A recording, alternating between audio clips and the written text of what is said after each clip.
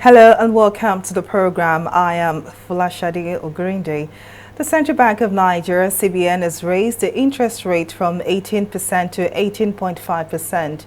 The Apex Bank Governor, Godwin Emefiele, says the bank took the decision in an aggressive push to contain the nation's inflationary pressure.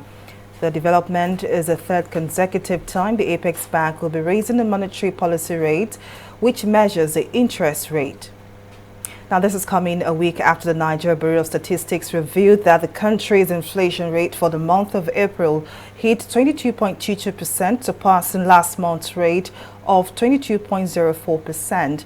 To unpack this further, Dr. Muda Yusuf, Chief Executive Officer, Center for the Promotion of Private Enterprise, joins me now. Thank you very much for joining us.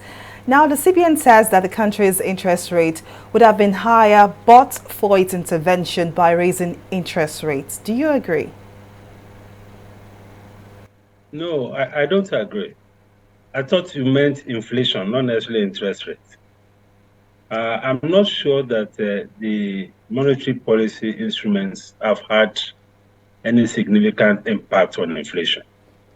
We have consistently had a hike or a raising of rates. I mean, for the past, a few sessions of the Monetary Policy Committee. And despite that, inflation has been rising. And I must say that the factors driving inflation are not exactly within the domain of monetary policy, or they are not things that monetary policy instruments can actually drive effectively. Because first, we have the challenge of the exchange rate depreciation, which is not exactly a monetary policy issue, although the management of the foreign exchange policy is a contributory factor. Then we have the challenge of high energy costs, which is also a very strong factor driving inflation. I'm talking about the cost of diesel, the cost of gas, the cost of even electricity where it is available. Those things are very strong variables in inflation. Then we have the problem of insecurity, which is affecting the supply side of food. Food inflation is one of the major components of the composite or the headline inflation. So food inflation has been affected by insecurity because insecurity has affected food supplies. Then you have issues like the climate change, and we have issues like the monetization of fiscal deficits, which again is in the domain of both the fiscal authorities and the Central Bank of Nigeria. So if you look at all these variables, not many of them can be impacted by the variation in either monetary policy rate or CRR and all of that. And besides, the economy is not so much credit driven, because credit to private sector as a percentage of our GDP is just about 12%, maximum 15%. And that's in many other climes where monetary policy instruments work more effectively. Credit as a percentage of GDP could be as high as 100%, could be as high as 150%. So it's not the same thing in this environment. So the instruments of policy, monetary policy that works in the advanced economies may not necessarily work here.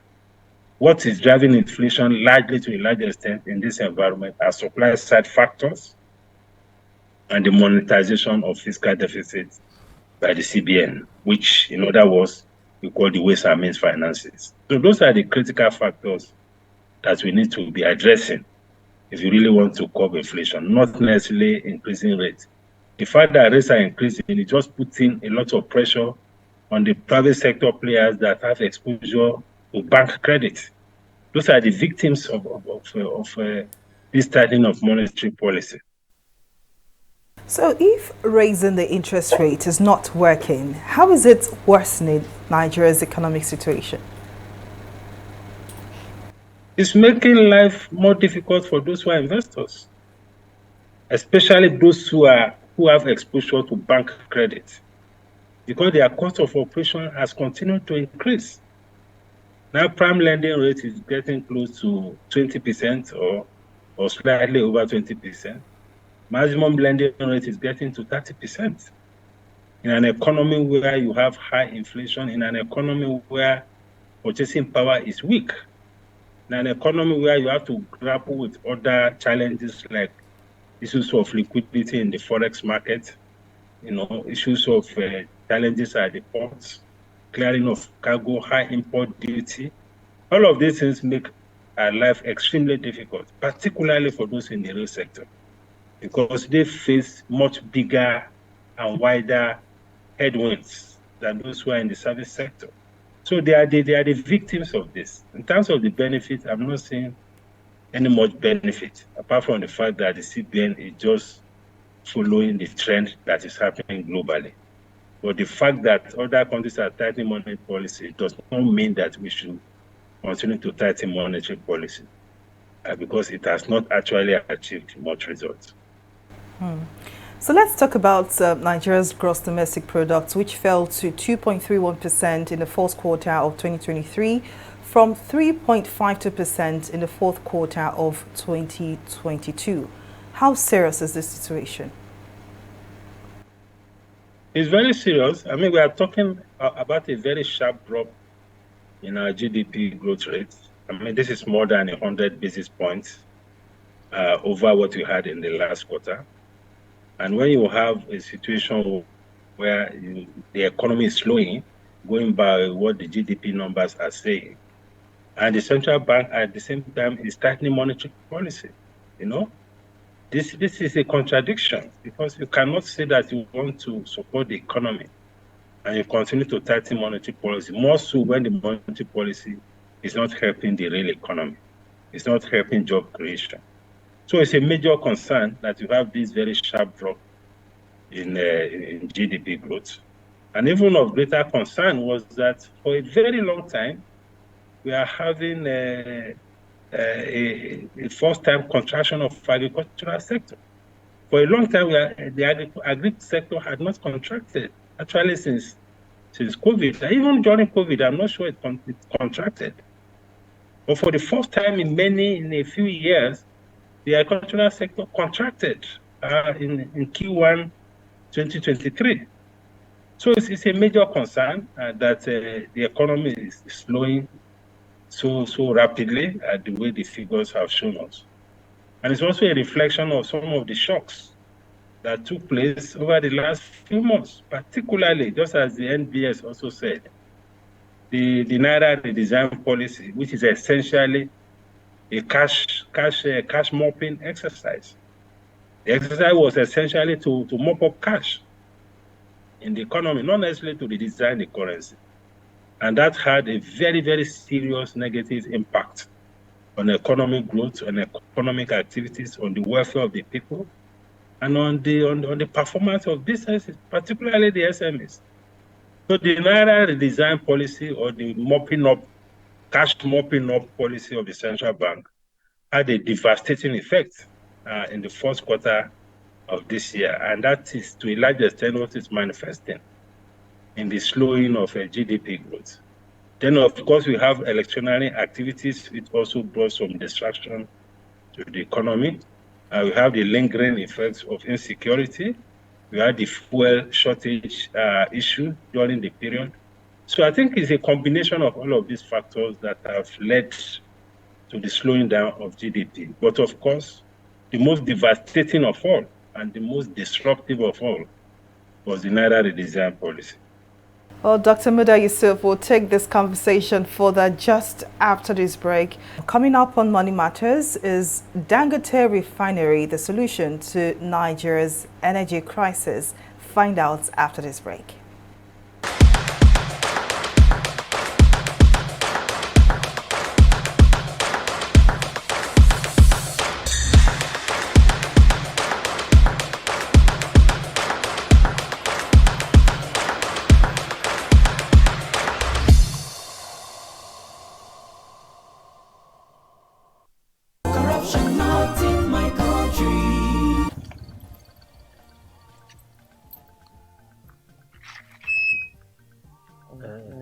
Now, yeah. Yes, Oga.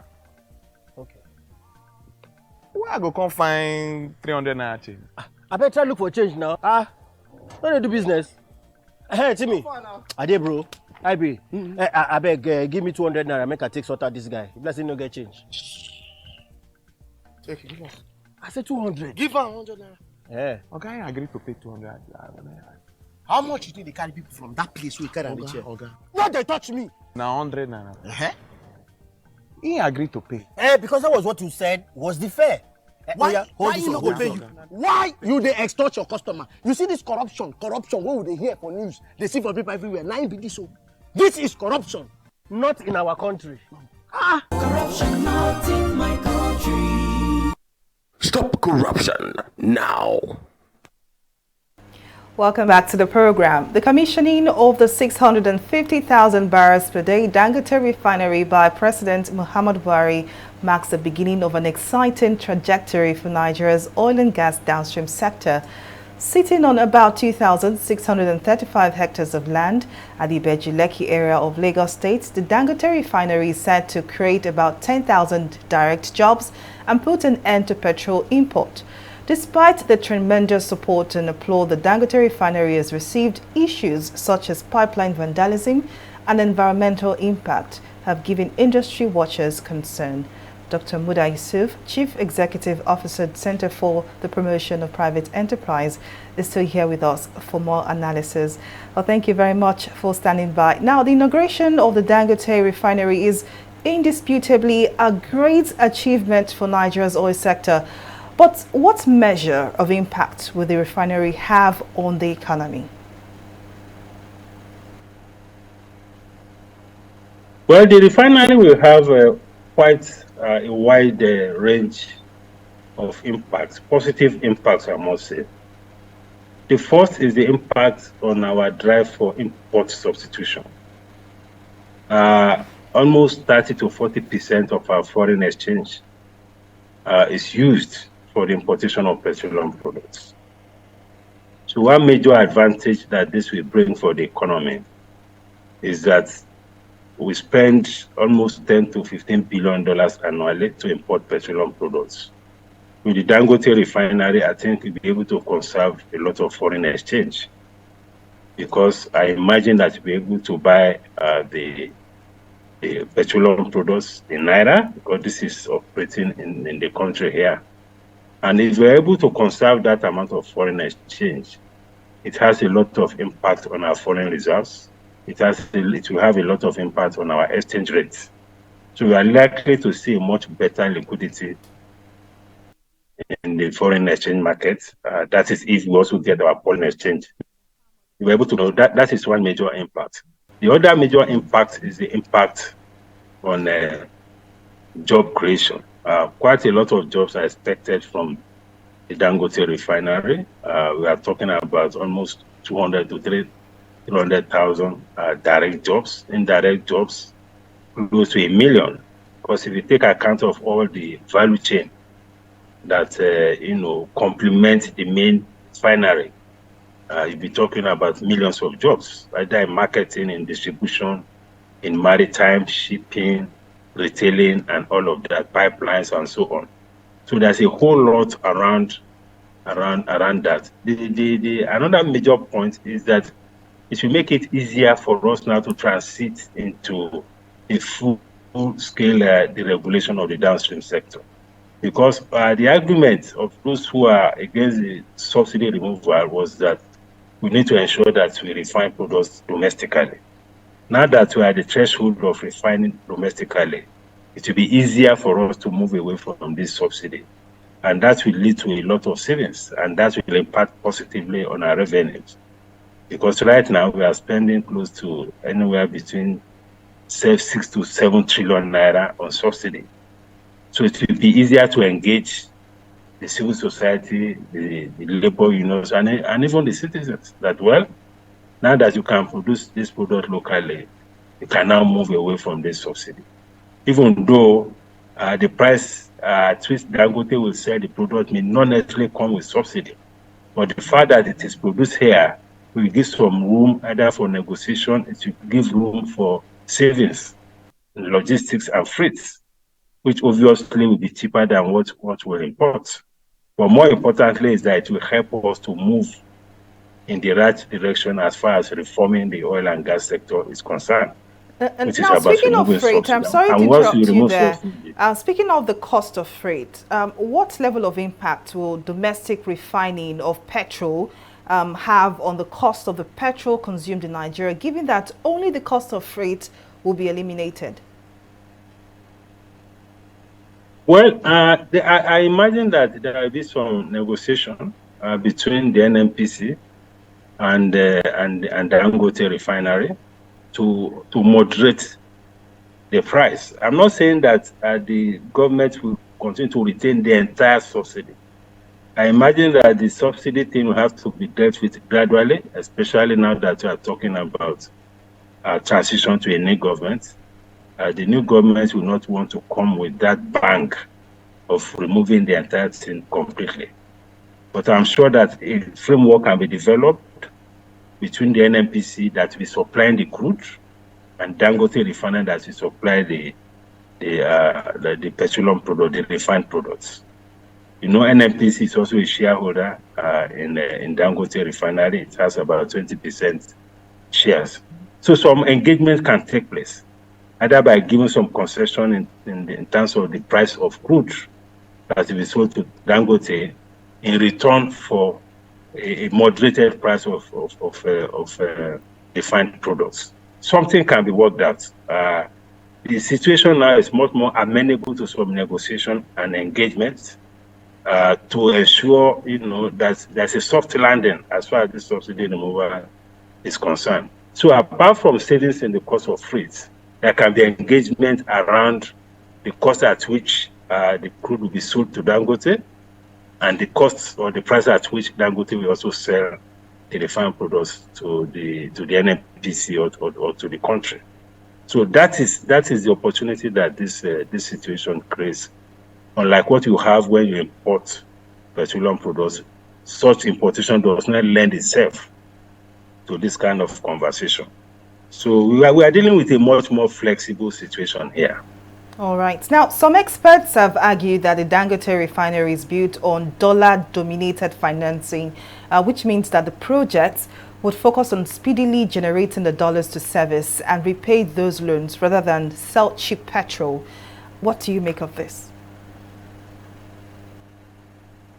No, petrol is it's just about 50% of the product that will come from the refinery. You still have feedstock for petrochemicals. You have the fertilizer feedstock, fertilizer production feedstock, which is the urea. You have the diesel. You have lubricants. You have the aviation fuel. So there are quite a number of products, most of which are already deregulated anyway. It will be easier, to generate foreign exchange from that.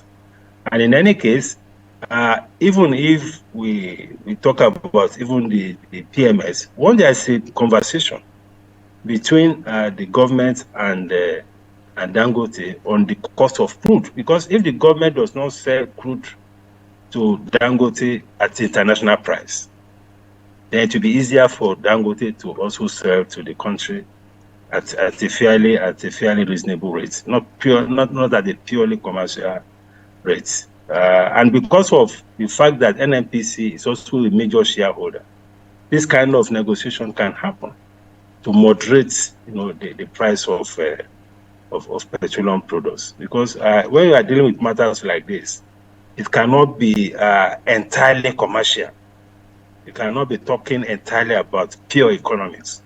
There has to be some, little political or social consideration into the pricing. I think these are details that can be worked out so that gradually we can ease out from the subsidy question. And in any case, as the global price of crude oil drops, the whole question as to the price differential between the commercial rate and the domestic price will also continue to fizzle out. So we are dealing with a system that will be more amenable to negotiation. Now, while the Dangote refinery is poised to solve the problem of petrol imports, what happens if the issue of pipeline vandalism lingers? Well, that will remain a major problem. And these are some of the things that the government also have responsibility to take care of, because Dangote cannot be investing in pipelines. I mean, that would be too much for him to undertake. So that will be the responsibility of both the NNPC and the government to ensure, first, most of the pipelines are aging anyway. They need to be refurbished, and in some cases, they need to be completely replaced. And apart from that, the issue of security is within the purview of the government to guarantee the safety and security of these pipelines. So that is the responsibility of the government. So the government needs to also live up to its responsibility as far as securing all these assets, equipment, investment in pipelines, whether they belong to the private sector or they belong to government. Security is key, and that is the responsibility of government. Otherwise, we continue with the current arrangement where we truck the products. I mean, short pipelines can be constructed from Dangote refinery to neighboring depot, which will be easier to monitor. Then from all those satellite depot, they can be trucking the products across the country, which is what is happening now. But if you're able to, scale up investment and security of the pipelines, if we're able to do a lot more with our rail system, then we can be moving the products either by rail or through the pipelines. But the pipelines globally are the cheapest means of, transporting liquid products like this. Now, the 4 refineries owned by the federal government remain comatose after billions of dollars spent on their turnaround maintenance. What do you think will be the fate of these refineries? I mean, there's a new kid on the block, which is Dangote refinery. What do you think would happen to these 4 older refineries? No, currently we are being told by government that they are being refurbished. At least Warri and Port Harcourt, the NNPC has reported that some progress has been made as far as refurbishing those, rehabilitating those refineries are concerned. So some progress is being made. As for the Kaduna refinery, I'm not sure how much progress has been made. But in terms of rehabilitating the refineries, some significant amounts of money have been budgeted and work is ongoing. But going forward, I think what will be best for this country will be for us to just privatize those refineries, because the bureaucracy and the politicians are not in a position to be able to efficiently run or manage those refineries. So our best bet as a country, if you really don't want the refinery to continue to be a liability for the country, it will be to privatize them. That is the way to go ultimately. Well, indeed, Dr. Muda Yusuf, Chief Executive Officer, Center for the Promotion of Private Enterprise, thank you very much for your time, your contribution, and your insights. Thank you very much. Thank you. And it's a wrap on the program. See you again next time. Bye for now.